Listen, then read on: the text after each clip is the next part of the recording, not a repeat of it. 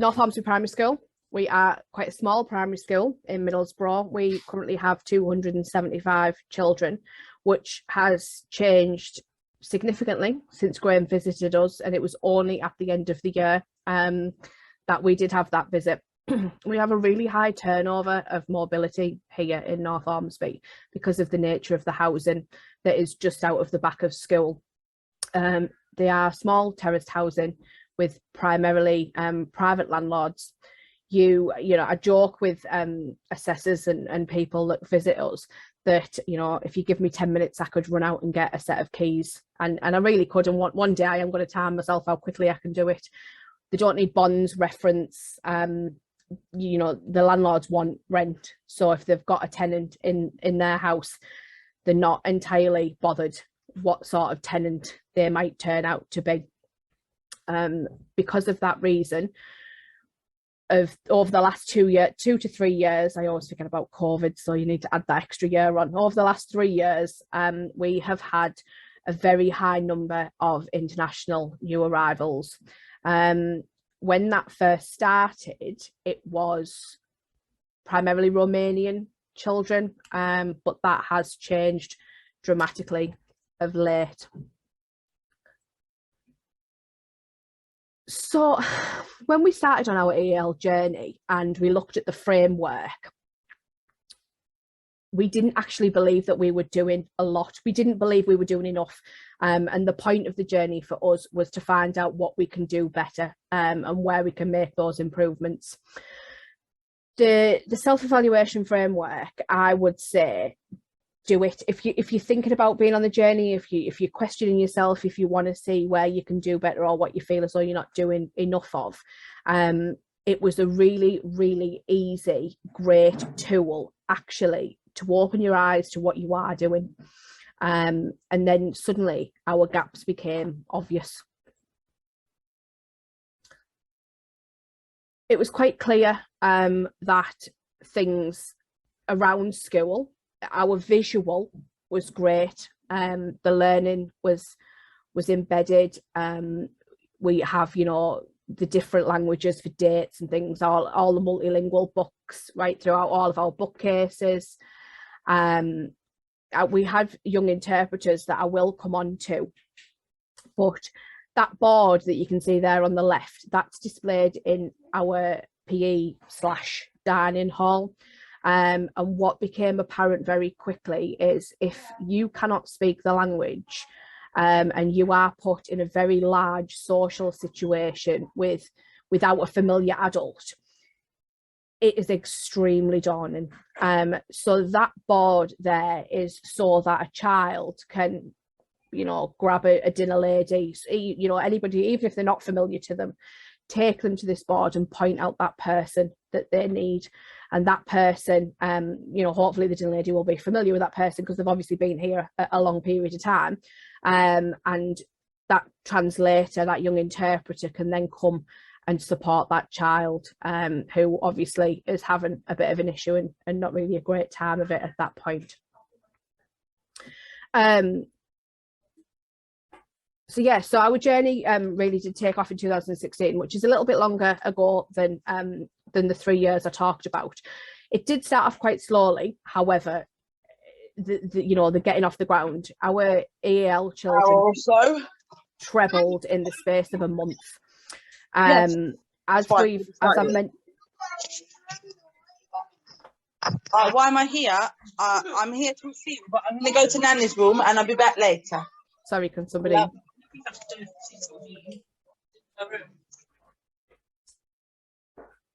Thanks.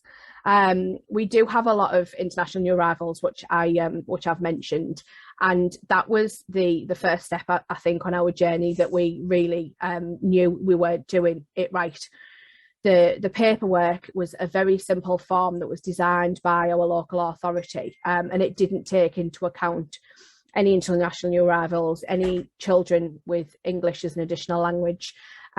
So we started there. We gave our forms a revamp, put them in different languages, and it very quickly became apparent that we needed to learn about schooling that children had had in other countries. Some of the Romanians that were joining had, we took for granted that they might have had some schooling in Romania, but actually what transpired was they'd had quite a lot of schooling in Spain, and some had even had some schooling in Spain and Germany.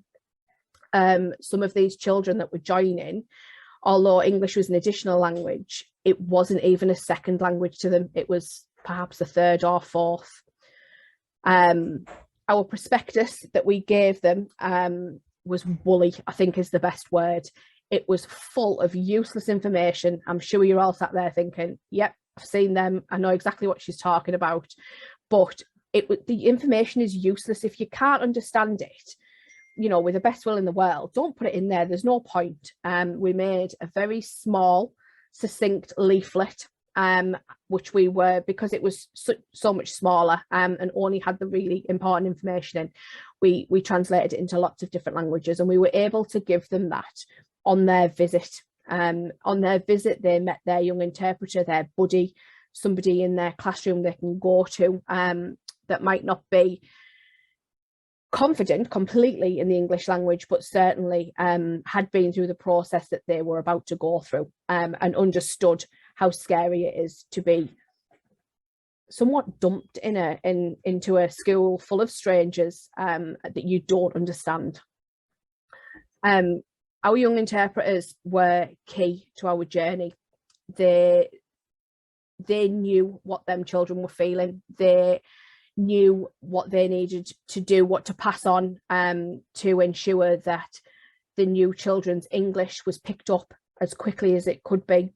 And really that's been completely immersing them in the English language, and having them just live it every day.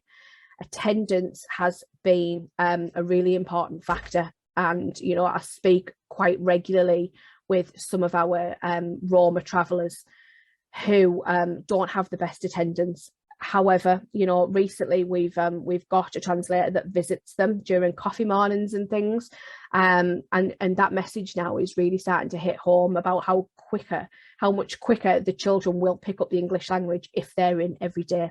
And now we can get back to the Inspire days and the open evenings, the afternoons and things. They are really, really taken aback with how much progress their children are making.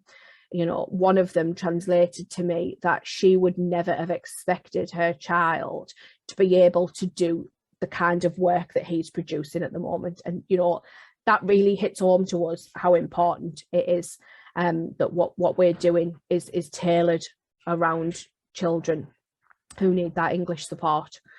We joined the EAL hub, which is a baseline assessment system, and from that our interventions resources and confidence really started to grow, and so did the numbers, let me tell you. Today we have 96 children on roll. We are only a small school, so it works out to about 35% of children who have only been in the country less than 2 years. We are fortunate enough to be an Apple Regional Training Centre, and it does mean that we can have one-to-one iPads right the way throughout school. Google Translate has been really useful on that, but also technology. It is a universal language and children do really, really love it. So that is one of the most important things that I do tell schools that come to me and ask about support. Use the technology to your advantage. Don't reinvent the wheel. There's lots and lots of great apps out there that a child who doesn't have English as their first language, they can access really, really quickly. Graham did touch upon this earlier, but it is our main point of a child that joins our school. Education is important, but here we feel as though it's more important to understand the child. English as an additional language isn't our only challenge. We have high numbers of deprivation. Middlesbrough has the highest suicide rate in the UK. We have lots and lots of challenges. So it's really, really important to us our children feel safe, valued, understood, accepted, part of a bigger family that they might not have at home, somewhere that they can come, be themselves and be really happy doing it. I always say, you know, if we can crack that, then everything else will just follow.